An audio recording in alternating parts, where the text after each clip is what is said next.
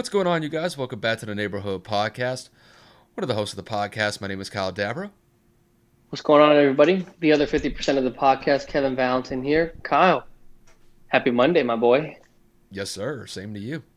Got some food in me, got a shower, just ready to rock and roll. What about you? Yeah, man, had some food. Currently dealing with my puppy being a little bit of a psychopath, but now that Wait, that's behind us, wait, wait, I'm wait. ready wait. to record. Before we start, what did you have to do with your dog? Because you were going about 5 minutes strong before we started recording about it. Well, guys, you know how it is when you get a new dog. You try to get him toys, you try to get him comfortable, and all these kind of things. So I've had my dog since March 26th. We're going on 4 months. He is 7 months, and he still has this tendency where he likes to chew up all his toys, like most dogs.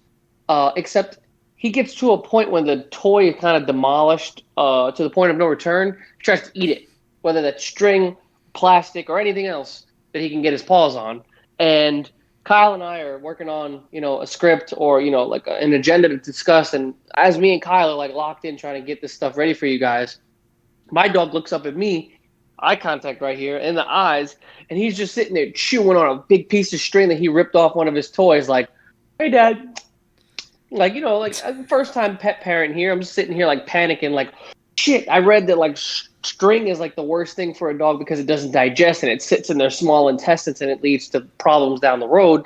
So like I have to go like be a doctor and like pin my dog's mouth open and like dip my whole hand down his throat and like get a freaking string the length of a piece of dental floss out that he swore to God was totally fine, and then wash my hands to come back and find him chewing it again. And I'm just like, I know he's a puppy.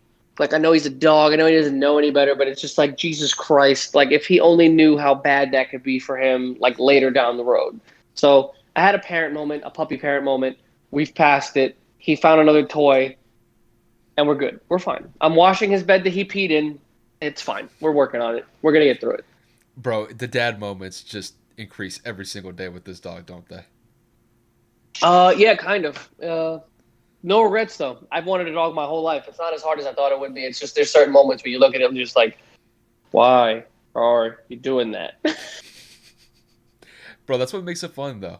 So, trust me, Sometimes. I've been there, done that. Like my dog when we first got him, we used to get him like these chew toys, and they would be filled with like that the white stuffing inside the just the material that they put inside the chew toys. He'd rip that thing apart and start eating the stuffing inside the chew toy. Just I'm like, dude, what are you doing? Like, come on. Yeah, So I get it. I understand. It's just sometimes, when you read things as a first time pet owner at 26, you're like, oh my God, he can't do that. Oh my God, that's so bad for him. Or like, oh my God, I cannot let him eat that. And then you see him eating the thing it says not to, and you're just like, no! Dude, do you have squeaky toys for him? I have two. He broke the squeaker on one, and the other toy has a string at the end of it. It's a Kong toy. It's this super long like thing right here, and then like he's been like destroying this shit, and like it it squeaks very light, so now he's gonna come. But like he likes to play tug of war, and he likes to like play with it and stuff like that. So like he doesn't really chew here, as you can see. This is almost perfectly intact. He's destroyed this, He and likes this the is what rope. he's been eating. He likes the rope part. My dog does the same thing. It's either that Yeah. or I saw my dog earlier today, and we have like this big ass bone that we've had for him for like a year and a half to 2 years. We've had it for basically as long as we've had him. And every now and then he'll lay down on the couch and he'll just start nibbling on it, just piece by piece. But yeah, like it's usually the ropes that they like or the squeaky toys. Like I know with my dog, he loves the squeaky toys. He'll squeak those things until like either the squeaker doesn't work anymore or he just rips it apart. I Like get him the silent squeaker because he won't stop doing the squeaky thing, like while I'm working, because I work from home.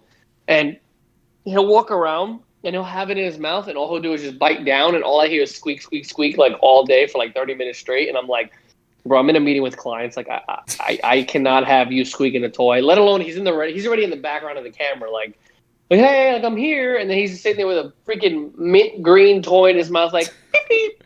beep, and I'm just like, no, no, no, no. It's like, dude, you're on call. He starts squeaking the toy, and someone in the background's going like, "What the hell is that squeaking going on in the background? Is someone like chewing on a toy?" Thankfully, a lot of my clients and coworkers are understanding because with the whole quarantine situation from last year, a lot of the animals got attached to their owners, and us working remote until next year. Thankfully, I'm able to raise him and get him trained in certain things like that. So a lot of people are understanding to the point where they know if you're home, you either have a kid or you have an animal. So it's one or the other. But he's fine for the most part. I just had a little bit of a panic attack as a dad, really quick, saying, "Oh wait, let me give me the damn toy before I beat you with it." Not literally, but it's just like, you get scared. You don't want the animal to get hurt, and you're just You like, get, dude, come on, like you've been here long enough to know not to do this. it's you acting on the fly. It's you being a dad. Yeah. So I mean, I know we got plenty of other things to talk about rather than that, and like I know you have an agenda for us. So like, what's on the tab today, big guy? All right, so we're gonna talk about maybe 3 or 4 topics in today's episode. We're gonna talk about Game 4 between the Milwaukee Bucks and the Phoenix Suns. We'll do a quick preview and a prediction of Game 4 between those teams. So currently the series stands at 2-1 in favor of Phoenix, but we'll dive into that once we get through the agenda. After that, we'll talk about UFC 264. Obviously, the big fight of the weekend was Conor McGregor going up against Dustin Poirier. I won't go too much into depth about it right now, but we had Dustin Poirier win against Conor McGregor after the first round. If you guys hadn't seen it, which I'm pretty sure you guys have at this point, Conor broke his leg. He's already gotten surgery on it, and he's going to be out for an extended period of time, but we'll dive into that topic a little bit later. After that, we'll talk about Major League Baseball. So currently, the All-Star festivities are going on at this current moment. We got the Home Run Derby, but we'll talk about the biggest surprise that we've seen in baseball this year and the biggest disappointment so far. So that should be an interesting topic. And then to round out the episode, Kevin was going off when we were setting up the agenda for this topic. Team USA lost another exhibition game. It's their second one in a row. They lost this one to Australia by the score of 91-83. I'm going to let Kevin have the floor with that one. He's going to go off just to kind of give you guys a quick preview of what's going to come when that segment arrives in the episode. But that's the rundown for the episode. Like I mentioned, we're going to talk about Game 4 of the NBA Finals between the Phoenix Suns and the Milwaukee Bucks. So currently, like I said, the series stands at 2-1 in favor of Phoenix. Milwaukee showed up in Game 3. Giannis had a dominant performance, had 41 points, 13 rebounds, 6 assists. Drew Holiday had a solid comeback game after the first 2 games he struggled in Games 1 and 2. And Chris Middleton had a solid game altogether. I believe he had like 18, 19 points and was about 50% for the fields. But all in all, Milwaukee definitely showed up in Game 3. So, Kev, the stage is set for you. We got Game 4 between the Suns and the Bucks. Who do you have winning Game 4 and why? We talked about it last night in our segment really quick to kind of when we went on our deep dive. I'm still kind of stuck. I want to say that Phoenix is going to take a commanding 3-1 lead because I feel like Monty will be able to make adjustments. However, the undeniable fact that Giannis Antetokounmpo is an actual walking mismatch just leads me to believe that Milwaukee's going to find a way to win another one at home. I mean, this wasn't just a squeak. This wasn't just a game winner. This was a blowout. And typically in blowout fashion, the team that wins gains a lot of momentum, and sometimes some would say that the momentum shifts in favor of the team that blew out the other. So, with Devin Booker not having the most efficient finals in the last 2 games, the lack of consistency at the center position from DeAndre Ayton, and the injury to Dario Saric, right? Dario, yep. Yeah, Dario Saric to lose depth at the 4 and the 5 position in terms of bench production and bench depth just leads me to believe Milwaukee is probably going to take Game 4 unless Phoenix legitimately doubles Giannis every single possession and lets the role players like Chris Middleton, Drew Holiday, and a list of other players beat them. I don't know if Phoenix is going to be able to combat Giannis because let's be frank, the man has 100 and what? 6? 103 points. in the first three games. 103 points in 3 games. Oh my God, I just got the notification for Team USA basketball. I can't wait to dive into that later, guys. I don't think you understand. Like, my anxiety is absolutely off the charts. But we'll get to that in a couple minutes. So if I had to put a bet on it, I think Milwaukee takes game 4. I think it's a little bit closer. I think Devin definitely has a more efficient night. I think that the role players for Phoenix continue to step up and do what they need to do. DeAndre Ayton got into a good rhythm early, but with the foul trouble later in the game, he pretty much was a non-factor later in the game. So I think that he continues his hot streak, at least to start the game. And if Devin can see the ball go in early, if Chris can continue the pace that he's going, I think this game will be close. But I don't see anybody on this Phoenix roster that's going to be able to even slow Giannis down unless you legitimately double him or hack him at every point that he touches the ball. And at that point, you're going to lose players to be eligible to play in this game because he touches the ball every possession. I'm going to go with Milwaukee here. I think it's going to be a lot more competitive than it was in game 3.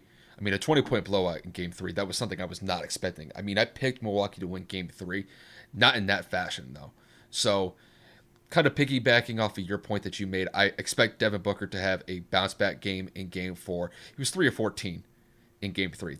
It's very rare that you see those types of performances from Dev. He's had a sensational playoff run up until this point, and I'm not going to be surprised if he goes out there at least scores 20, 25, possibly 30 points. This is a big bounce back game for him. So I definitely expect that from him. Chris Paul, look, even though that he didn't have what I would consider the best night in game 3, he was very efficient from the field, chipped in about 20 points, and was still hitting his mid-range jumpers like it was a walk in the park. So I expect him to do the same thing. But the issue for Phoenix is they have to contend with Giannis, and they have not found a way to even slow him down remotely. And in game 3 in particular, I think Phoenix was so worried about protecting the paint from Giannis that it left the perimeter open, and the Bucks were able to knock down their shots in game 3.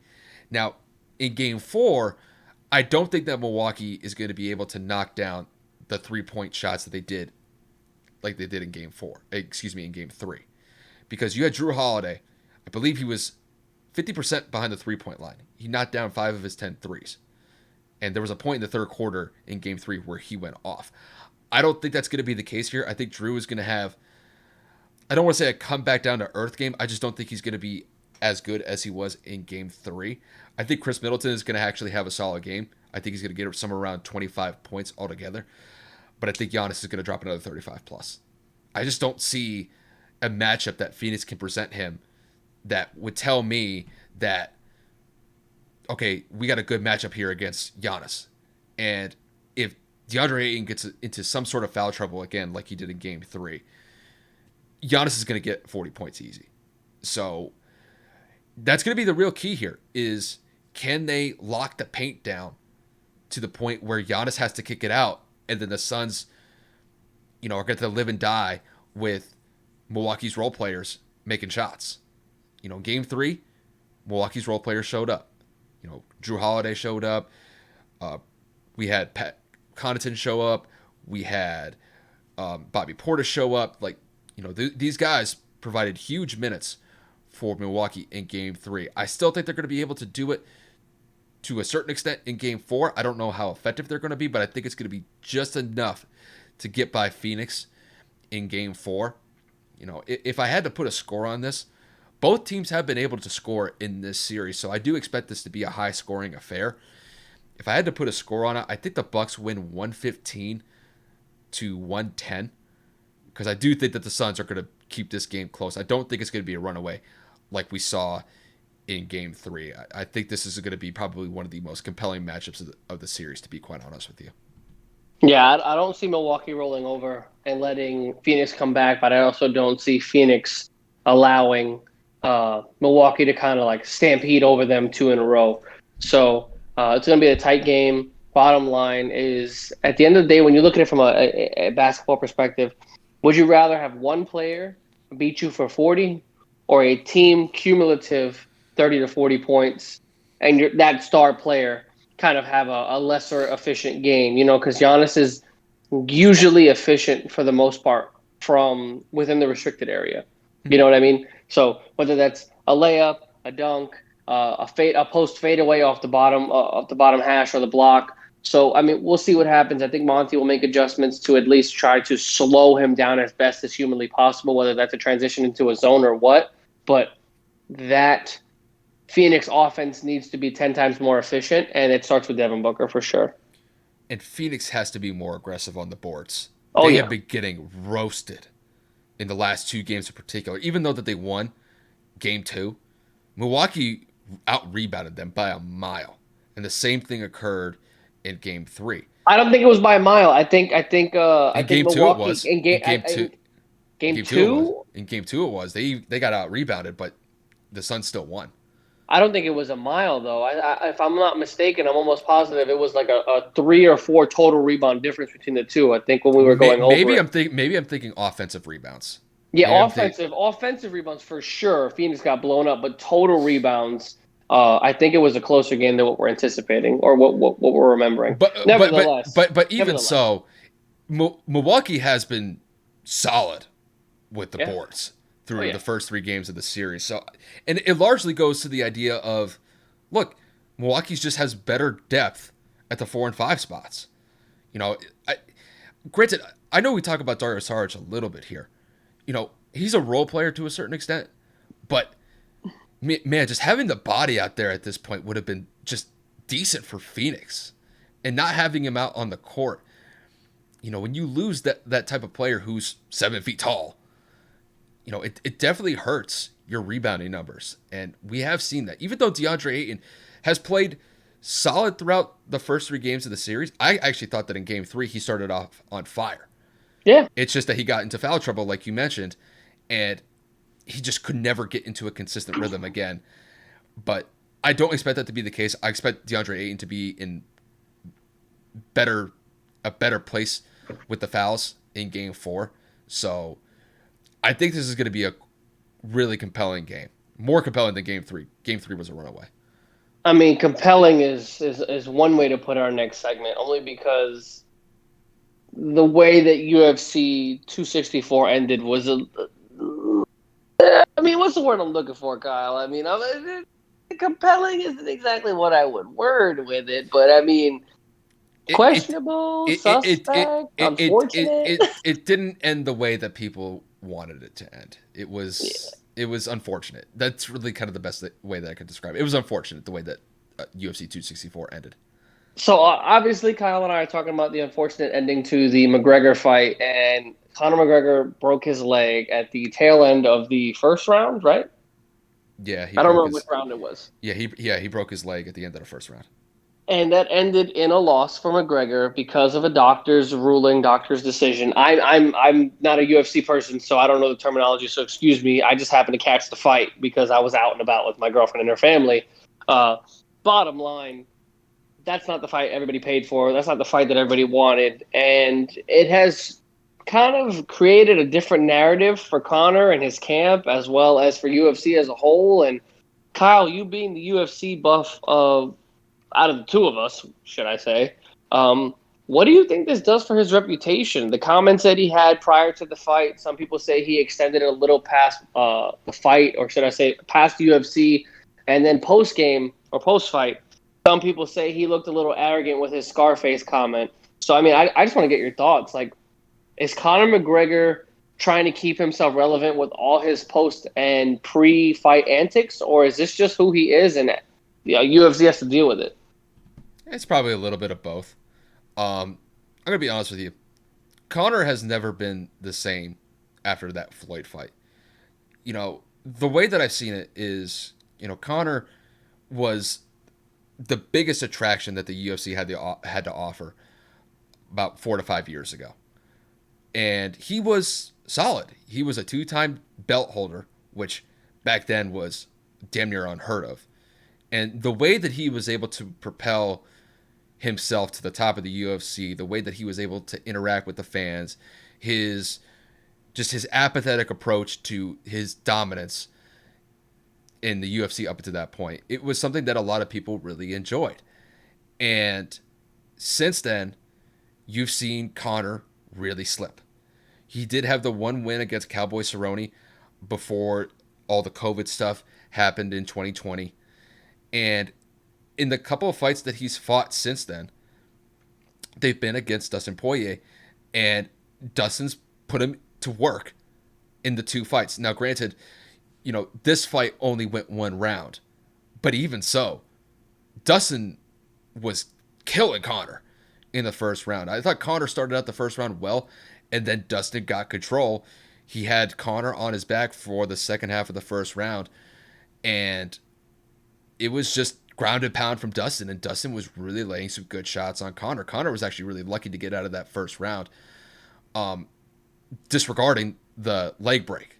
So, and that's really kind of the one issue that I've seen from Conor's game is that once he gets on his back, he hasn't found an effective way to get back up and get it into a position where he has the advantage because Conor is primarily a boxer. He's primarily a striker, and a lot of the losses that we've seen from Conor, it's usually when he usually ends up on the ground and he can't get back up because it takes a lot of strength to get back up when you got a guy who has top position and he's just wailing shots on you from that position. So, to a certain extent, I think fighters across the UFC are figuring out Conor is that if you just get him on his back, he's going to tire himself out, and then that's when you can really take advantage and defeat Conor in a match. As far as the comments go, look, Conor has always been braggadocious. He's never been one to hold anything back. So that part really doesn't surprise me. I just thought the comments here that he said after the fight, after he broke his leg, were just out of pocket. I didn't like the things that he said about Dustin's wife, with Dustin and his wife in the ring while he was getting interviewed by Joe Rogan. That's just not something that you do. And like you said, even before the fight, it seemed like Conor really made this personal between him and Dustin. And the only quote that I could think of in my head here is a quote from The Dark Knight from Two-Face was, you either die a hero or you live long enough to see yourself become the villain. And I really think that's what we're seeing Conor. Conor was the darling of the UFC for, 5 to 6 years ago. And ever since, it's been slowly going downhill from him ever since.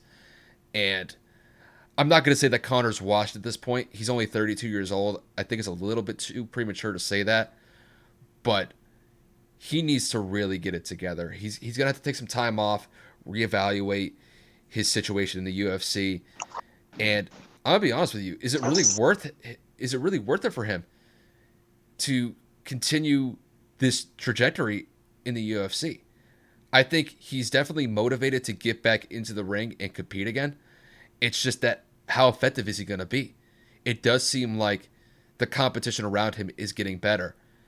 And unless he makes some adjustments in his game, Conor could just literally be obsolete within a year or two. And at that point, you kind of look at him and his career as like, bro, is it worth it anymore? Because, Conor was this big guy because he was winning in the UFC. Everybody loved him because he was winning. But now that he's losing and with all this chirping going on, it doesn't look good and it doesn't really reflect well on him. So I think Conor's best course of action here is to just relax for the next couple months, obviously recover, and figure out some new tactics, figure out some new techniques to throw your competition off, because he's too predictable. And until he changes that, you're going to see similar results to what you saw in this fight, even though there was only one round against Dustin. But Dustin is clearly the better fighter here, and it showed. And Dustin definitely deserves the title fight that he's going to have between himself and Charles Oliveira within probably the next couple of months or so. So all in all, it was a big disappointment that we didn't get to see a full Conor versus Dustin fight. Essentially, this was the trilogy fight between them. And it wouldn't surprise me if we do see these two fight again, just because this one was so short. But yeah, all in all, I would say that this matchup was a disappointment just because of the injury to Conor's leg. I mean, just from looking at looking from the outside on in, obviously, for those of you that watch us on the regular, I'm not normally the UFC guy. I'm not the guy that usually takes or has takes on these fights that happen over the weekend. I just happen to be out and about with my girlfriend and her family, like I had said before the episode or as the episode had started. And I saw some of the preliminaries and saw some of the main card. And then, you get to the Conor fight, you see what happened, and you're just like, well, wow. And you do some research, and me being the person that I am, like, the animosity towards the post-fight interview between both Dustin and Conor and some of the trash talking that was going on, I was like, wow, that seems very intense. I'm assuming that means Conor probably ran his mouth. And you look at what Conor said about, like Kyle said, his wife, and I'm going to kill you, I'm going to put you in a coffin, and all these kind of things. And you look at it overall, and you're like, is Conor saying these things to remain relevant? Like I had asked Kyle. And Kyle answered as best as he could, and it wasn't the answer that I wanted because I'm just looking at this from a business perspective. And you look at it like Conor has literally lost the last couple of fights he's fought, excluding the Cowboy fight, and Conor's always been the cocky, brash, just the outgoing, overspoken kind of fighter. And like how also stated, when he was winning, it was great. Everybody loved the attitude. Everybody loved the charisma and the energy he brought to the octagon. And now he's losing, and it's almost like because he's losing, he's crossing the line to get more people to watch his fight or prepare to see him fight. And it's unfortunate that UFC kind of rules this as a loss because of an injury. I feel like that's a little messed up, but I'm not going to get into that because obviously I'm not too familiar with the actual rules that go into UFC. But I agree with Kyle. I think another fight should definitely happen just because it ended the way that it did. A lot of people paid money to see this fight, or should I say the trilogy that it was going to be, the conclusion. But, with this ending and an unfair decision and Dustin being as confident as he was post-fight, I would assume Dustin would have no problem with signing for another one, or should I say signing for a fourth, or should I say the real third fight. And Kyle said it best. I mean, Conor's got to come prepared. Conor's got to come ready with some different things because if Dustin continues the role that he's on in terms of, doing what he's got to do to Conor, it may not bode well for McGregor. So that was my little tippet on UFC, and I'm proud of myself for being able to hold a conversation that far. And by conversation, I mean, give at least somewhat of a take. And that catapults us into the next topic. Wait. Hold up. God. I'm not gonna let you off the hook. I'm not gonna let you off the hook. I heard you talking. Talking about, I didn't answer your relevance point. I heard that. The reason why I didn't necessarily answer it the way that you were probably expecting is because Conor is just like the name itself is relevance. Like, Yeah. he brings that type of show when he's fighting. I mean, when you look at the pay-per-view numbers when Conor's on a fight, they're like double or triple compared to like some other UFC fighters who are big in their own right. It's just that Conor is that dude, or used to be that dude.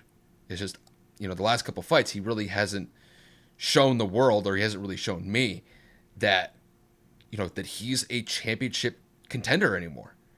And that kind of sucks because, I want Conor to succeed. I think everybody wants to see him succeed in some sort of way. And even if he loses, as long as he's competitive, that's just what people want to see. They know what he's capable of. But Conor, when it comes to his relevance, if he's on a card, there's his relevance. Even with him losing these last couple fights against Dustin, people are still going to be drawn into Conor simply because it is Conor. He is the notorious, like, there's no other way for me to say it other than that. I will say this, though. It's like I mentioned with you either die a hero or live long enough to become a villain. Conor has to really, I think, adjust his shit talking, because I think it's starting to rub people the wrong way. In this one in particular, he came off very personal to the point where it crossed the line. And Conor has, like I said, he's not one to hold things back. It's just that I don't think people are tolerating it as much anymore because he's losing. I think when he was winning, people kind of turn a blind eye to it, or they didn't really focus too much on it. But with Conor still in the UFC, and trust me, Dana White knows how big of a revenue generator that Conor is for the UFC. So his relevance is always going to be around, unless he really falls off. And it's too premature for me to say that, but yeah, by and large, he's going to be relevant in the UFC for the foreseeable future, even despite these losses. I can't go too far and say that he's just irrelevant with all the trash talking that he does. He's always done that. So, but by and large, you did a good job. You did a good job. I do what I can. The fans have spoken, and by the fans, I mean myself. I tend to watch our segments and our videos and say, damn, I wish I had more to say. Thankfully, I was in the right place at the right time to be able to give some feedback on this particular situation, but it's not my forte. It's not my thing. You know what I'm saying? I know that everybody has their niche, and this UFC, the NHL is definitely more of your realm, and I'm just happy I was able to partake in something. Well, and this is something that I think is important, is because, like, for me, it took a while to get a better understanding of the UFC. It didn't happen overnight. It's like with anything, you kind of have to watch the fights, and you have to be kind of drawn into it. So it took me, like, I don't know, 3 to 6 months to actually be excited about it. And I got excited about it because I had a better understanding of the fighters. Okay, who's good, who's decent, and who's so-so. And then once you kind of have like that baseline of knowledge, it just goes up and up and up from there. Even with the NHL, like you mentioned, like, I don't have an extensive knowledge about the NHL. I know some of the players, but that's something that I'm continually working on. And going into next season, I know this NHL season's over with, but I want to talk a little bit more about the NHL because, look, that's something that you and I could talk about. Like, those are topics that we could hit on future episodes. I'm not saying that we're going to come off as the most intelligent analysts when it comes to the NHL, but the fact that we could at least hold a conversation about something NHL related or UFC related, that's definitely going to be, it's going to show some diversity in our content. So that's definitely something that, that's something that we're still working on. Like this year for me, like baseball is like my year of like ingratiating myself back into the sport because I really hadn't watched it that much in the last couple of years, and I'm catching up. I'm not going to be perfect when it comes to my analysis or my commentary on that, and I'm fully aware of that. But I'm okay with making those mistakes, and just take it this for what it's worth. Even though that you have a limited knowledge about the UFC, like something is better than nothing, and just if you just kind of brick by brick with it when it comes to your knowledge of building your knowledge about the sport of UFC, bro, that's all that I can ask. Like, if you're at least, I mean, you got to the point where you at least know somewhat about the fight that took place over the weekend. Like that's, I remember like we would talk about this a couple weeks ago and you'd have like no idea like what took place. So, it's a little bit of improvement. Like that's really cool. I'll take the points where I can get them. Speaking of points, Kyle and I have a pretty big MLB point to get to, and I'm very curious to hear what Kyle has to say about this.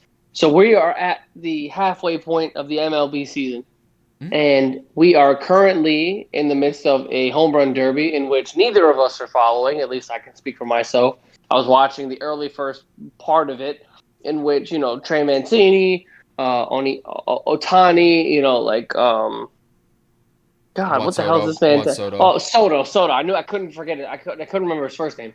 Juan Soto and the litany of other players that were going on during the game is currently active, which means that the season is at a halt. We're at the All-Star break. So Kyle and I are going to kind of go over our biggest surprises thus far in the season and our biggest disappointments. Kyle kind of led with the UFC, so I'm kind of going to just take the head on this segment and say, for me, my biggest surprise is going to be the competitiveness of the NL West. And I'm looking here and I'm just seeing, first and foremost, the defending World Series champions aren't even in first place, which is absolutely incredible because they're 21 games over 500. But that's not the part that I'm curious about, or the part that I'm interested in. The top three teams in order are the Giants, the San Francisco Giants at 57-32. Not a soul saw the Giants being in the position that they're in and leading the NL West. The Dodgers are in second at 56-35, and the San Diego Padres, behind the freaking power of Fernando Tatis Jr., are at 53-40. So, Kyle, who in the hell is your surprise? Because Lord knows the NL West is nowhere near what the hell I thought it was going to be this point in the season. You know what I'm going to talk about. I mentioned it a couple months ago in our like surprises in the MLB season so far, bro. It's Shohei Ohtani. Like, this dude is just different.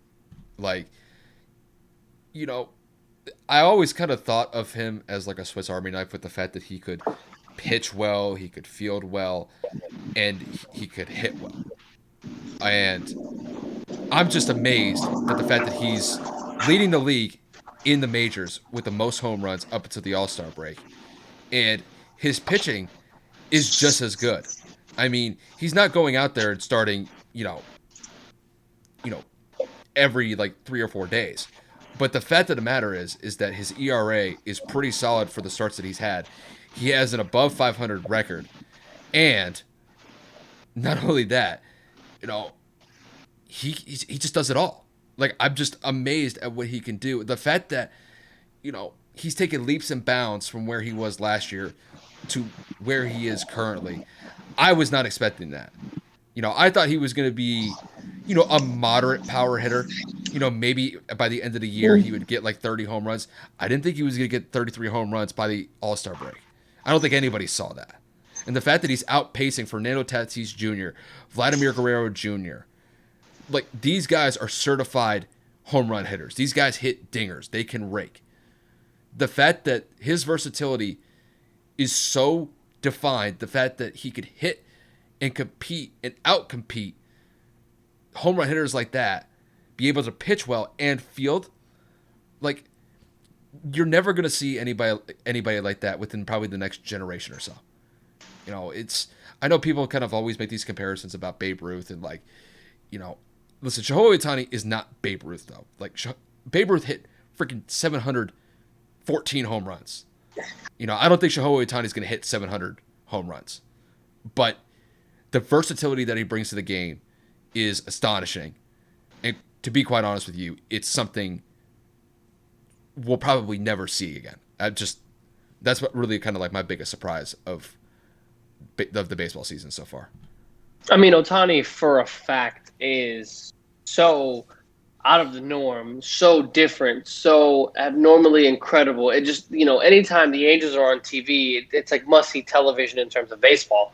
So him doing the thing that he's doing at the clip that he's doing, I mean, for those of you that don't know, he's participating in the Home Run Derby tonight. He's the starting pitcher for the American League tomorrow, and he's batting leadoff for the American League. He's doing all three. There's no words because this has never been done before. So shout out to Ohtani for changing the game of baseball, changing the entire, I guess, narrative that you can only be known for one position and one position only, because he's pitching and he's pitching effectively. He's hitting and he's hitting dominant. So God knows what the hell this man's going to do by the end of the season. The biggest disappointment for me, I'm going to say it. I'm going to get it out the way. Biased people know what I'm going to say. Fucking Yankees suck right now, okay? The Yankees are absolutely disgracefully annoying. We just came off of a 3-game series against the Houston Astros in which thankfully we won 2 out of 3, and we embarrassingly lost that 3rd game where Jose Altuve took off his jersey, was staring at the Yankee dugout because the Yankees were talking a little bit of shit after the Yankees had finally won a couple of games against Houston after their cheating scandal. But overall, the talent on this roster, the freaking money that we spend, the name, the Yankees, and then us being as bad as we are is just absolutely atrocious. And I've just had absolutely enough of it. We should not be as bad as we are. We should definitely be a whole lot better. And that's just baseball talent as a whole. We should not be behind the Blue Jays. The Rays are having an incredible season. The Boston Red Sox are having a resurgent year after last year's disappointing year. And we need to put ourselves in a better position to at least get into the wild card game because this roster is way too talented. If we don't make the postseason, holy hell, Aaron Boone's got to go. Brian Cashman's got to go. I say we start trading fucking players. Don't get me started. The emotions and the migraines that this team puts me through on the day-to-day, in and out basis is absolutely preposterous, and that's my biggest disappointment of the year. Bro, they're already breaking your heart, and we're not even at the end of the season yet. What else are you gonna ask for? I mean, it is what it is. Um, my biggest disappointment of the baseball season so far, this is gonna be a different one. It's not a team or a player. It's Rob Manfred. He's been probably like one of the biggest disappointments of this season so far. Just the rule changes that have been implemented going into this season. Um, I have not particularly enjoyed them. The one in particular that comes to mind is when the baseball games go to extra innings. You're starting off those innings with a runner on second base. I just find that I just find that completely wrong. I played baseball for over a decade, and never once did we ever have the advantage of having somebody on second to start an inning, whether we were playing in the field or whether we were hitting. So that's just a rule that I think is quite honestly stupid because if you're the hitting team, all you got to do is take one hit into the outfield and it's probably going to score a run. And I understand that it's trying to speed the game up. I get all that. But no. If the game's going to extra innings, everybody starts off as it's always been. Hey, there's 0 outs when you start the inning, whether you're hitting or you're playing defense, and there's nobody on base. You have to earn the runs. I think it kind of does a disservice to, earning a run if you have a guy on second to start the inning when it goes in the 10th inning or the 11th inning. I find that really kind of like the antithesis of what baseball is. You have to earn your runs by, compiling a hit or two to get a runner at home. So, and not only that, these freaking substance checks have got to go. It's so idiotic. It's so stupid. You had freaking Max Scherzer ready to pull his pants down on live TV because he was sick and tired of getting constantly checked by the umpire because was it Joe Girardi was the one asking for a substance check if you're playing against the Phillies in that series. Yep. And it's absolutely stupid. It slows the game down, which is the opposite of what they're trying to do. It annoys everybody. And it's a complete waste of time.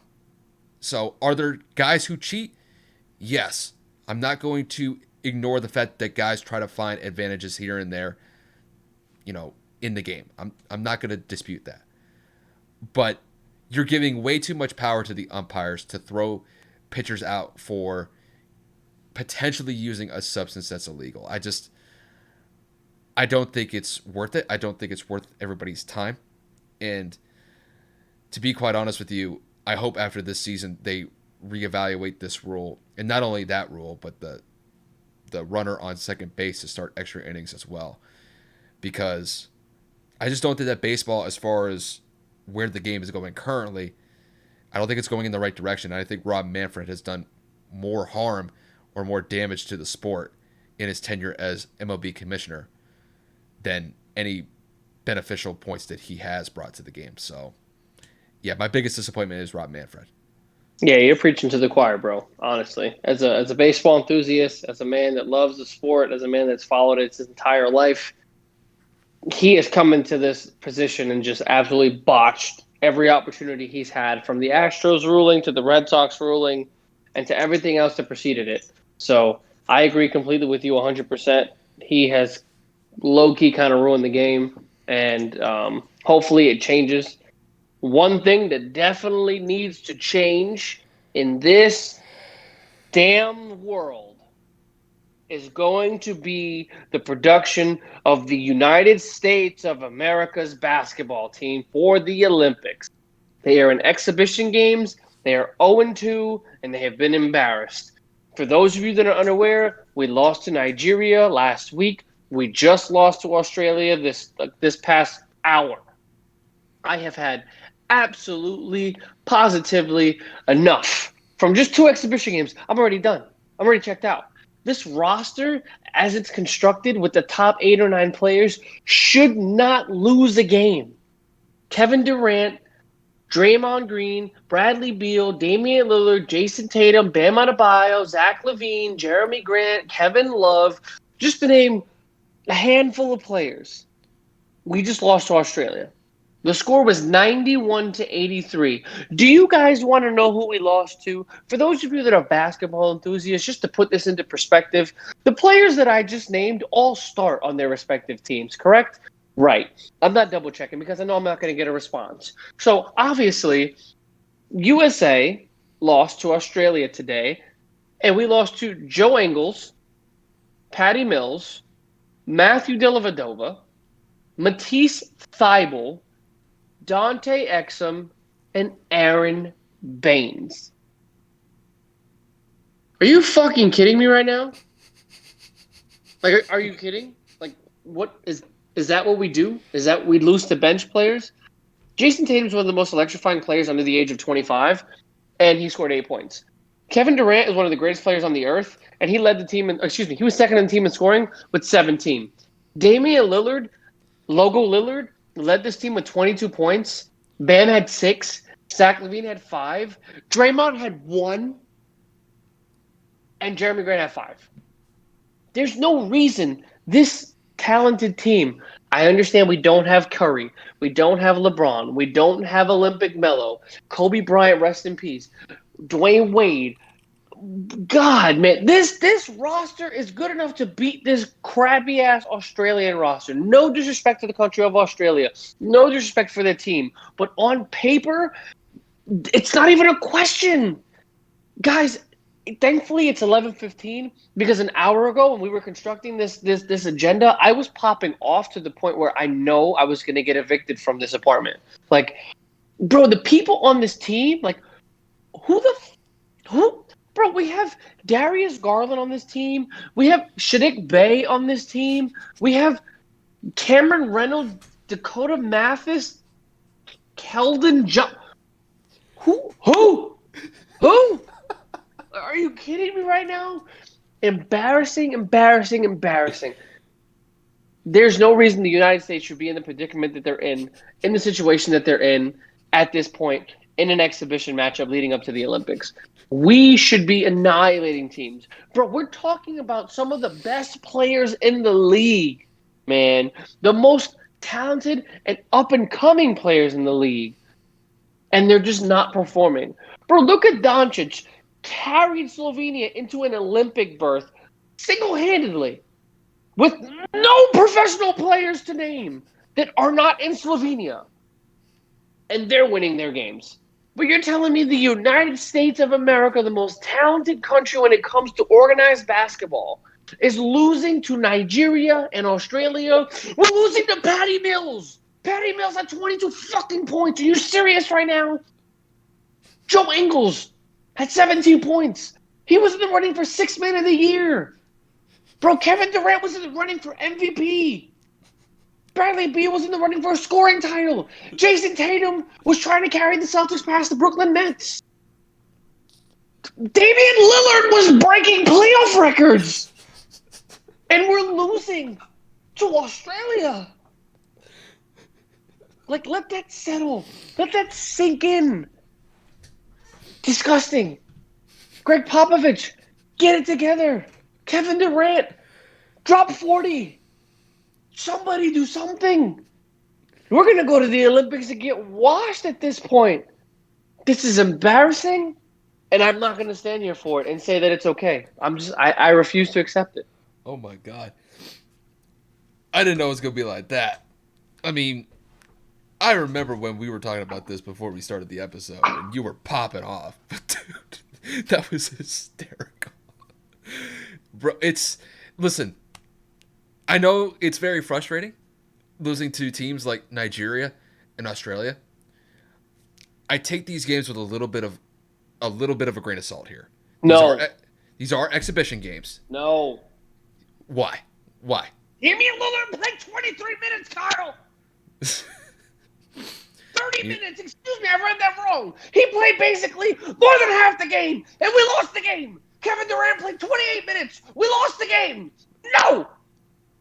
No, if Kevin Durant drops 50 on the goddamn Milwaukee Bucks and plays the entire game and overtime, there's no reason he can't do it against lesser matchups. No reason, no excuses, bullshit. Not allowing it. He played 53 minutes in Game 7 and dropped 48 points against NBA talented defenders, Chris Middleton, Drew Holiday, and Giannis Antetokounmpo. He is literally going up against Patty Mills and Joe Ingles. Are you kidding me? 17 points in 28 minutes?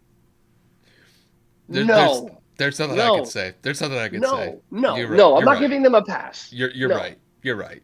I'm not even gonna make the argument here. I'm just saying, man, to lose to Nigeria and Australia in back-to-back games. I know these are exhibition games, but Lord have mercy. You got to score at least more than 100 points. They didn't even get over 100 points in either game. And KD got blocked by Precious against Nigeria. I mean, got swatted. Look, I imagine that Team USA will get it together. But right now, it's not looking good after dropping 2 games like this against Australia and Nigeria. It's not good. But I do expect them to turn it around. I do. So they better, or they might be worse than the redeemed team. No. They might be worse. Well, when we see Team USA playing in actual Olympic Games, and if they continue to play like this, well, I'll let you just have the floor because you're pretty much going to ether them on site if they don't get the gold medal this year. Listen to me. Just bear with me, right? Just let's put this into perspective, right? The United States is known for a lot of things, right? The United States is known for diversity, the melting pot, electricity, you name it. You know what I'm saying? We've come up with a lot of things. The United States basketball has never been in question in terms of the greatest in the entire world. Never has ever been in doubt. We lost in 2008, 2004. Which one was it? 2004. We lost in 2004 to Spain with a solid roster, right? You know what I'm saying? Like, we had an okay roster. And then we came back 4 years later and we absolutely annihilated the entire world because we are the greatest basketball association on the face of the fucking planet. We're that good. We beat everybody by an average of like 20 plus that year. I'll never forget that summer. It was just electric. Braun, Kobe, Wade, Kidd, it's everybody, right? Fucking insane. And we're going to come into this Olympics and we're going to lose 2 to scrubs. Not maybe not the scrubs. They're professionals, right? We lost to bench players.